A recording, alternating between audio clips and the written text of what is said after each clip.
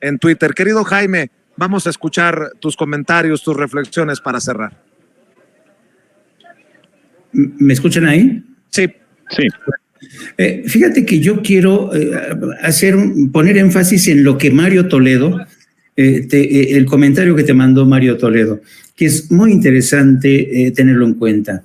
El presidente hizo hoy mención específica de Claudio X González y metafóricamente hablando, yo podría decir que el presidente hoy pasó por la piedra de los sacrificios desde el Zócalo, desde esa plaza que es el Santa Santorum de la política en México, pasó por la piedra de los sacrificios a Claudio X González. ¿Por qué es significativo? Porque ya sabemos que Claudio X González es un agente que está al servicio de intereses en Estados Unidos, de intereses corporativos aquí en México, pero el hecho de que el presidente haya mentado el nombre de Claudio X González es como un parteaguas en lo que antes pasaba en la política en México. Por ejemplo, yo recuerdo que desde la época de Gustavo Díaz Ordaz, Luis Echeverría, incluso Adolfo López Mateos, la CIA, Estados Unidos, Washington tenían mucho que decir en cuanto al proceso de sucesión, el dedazo, ¿no? Antes, esto lo platicé alguna vez con Luis Echeverría en su casa, y él me decía que para que alguien escogiera a... ¿Con quién? Con Luis Echeverría, en su casa, cuando era... ¿El expresidente? Exacto. Así de viejo estoy. Entonces, él decía que para escoger al sucesor, o decir, al favorito del que es el beneficiario del dedazo, uno tenía que tener en cuenta la opinión del ejército, del partido, pero también tenía que recibir la bendición desde Washington. Y esta es una práctica que se establece desde que la CIA, el jefe de la CIA, en la década de los 60 se llamaba Winston Scott. Winston Scott fue el jefe de la CIA más poderoso que tuvo la CIA aquí en México. Y Winston Scott le permitió a Gustavo Díaz Ordaz hacer lo que se le pegara la gana, asesinar estudiantes, encarcelar a políticos de la oposición, porque en aquel entonces podría decirse que los presidentes tenían licencia para matar o con la bendición de la CIA, en este caso de Winston Scott. Winston Scott, por ejemplo, era un hombre muy mujeriego. Gustavo Díaz Ordaz fue padrino de una de las bodas de Winston Scott en México. Entonces, esto se los cuento para darle contexto al poder que antes tenía Washington, la CIA, a la hora de decidir quién iba a suceder en el cargo.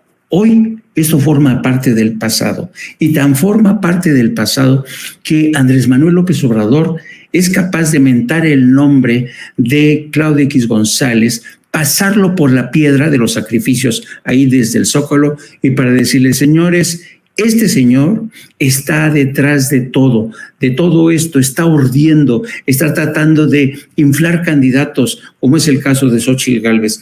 Entonces, esto que señala Mario Toledo, la observación de Mario Toledo, a mí se me hace muy oportuna y muy interesante para ver hasta qué punto las cosas realmente han cambiado en México con un presidente que le importa un carajo lo que opine Washington, que incluso le cabrea, le solivianta que un personaje como Claudio X González, que sigue recibiendo fondos a través de la embajada de la Organización Mexicanos contra la Corrupción, siga inmiscuyéndose en temas políticos en México. El presidente, que ya les dijo que no queremos ser vasallos, es para mí también uno de los muchos actos y menciones significativas del presidente, un presidente que por primera vez nos está volviendo. A mí, en lo personal, yo me siento tremendamente orgulloso de sentirme mexicano, con un presidente mexicano, no nacionalista de estos de cartón piedra, no.